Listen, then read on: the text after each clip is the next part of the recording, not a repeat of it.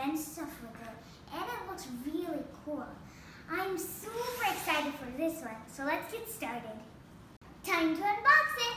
Let's go.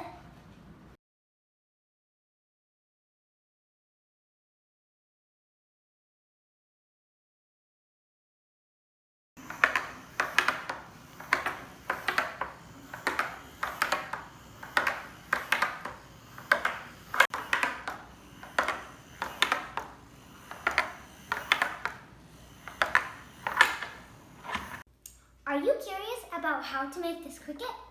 I was curious, just like this little cat over here. We built this using the Engineering Innovation set. First, when I first got the set, I'm like, oh no, I can't do this, it's too hard. But when I actually started to build it, I realized it wasn't that hard at all. The most important part is the motor.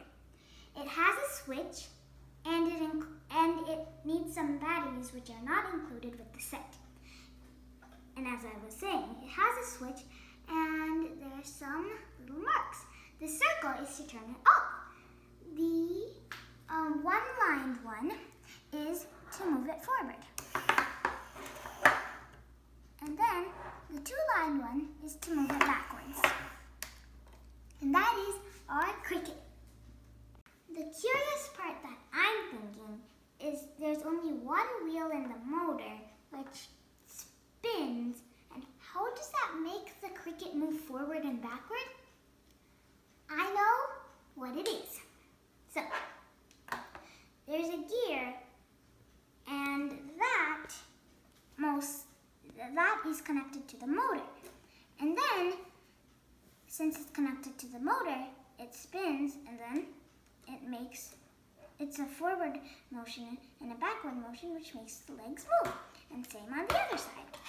And that's how it moves forward and backward. There are some wings and front things and stuff on the cricket, but that's just for like a cricket style.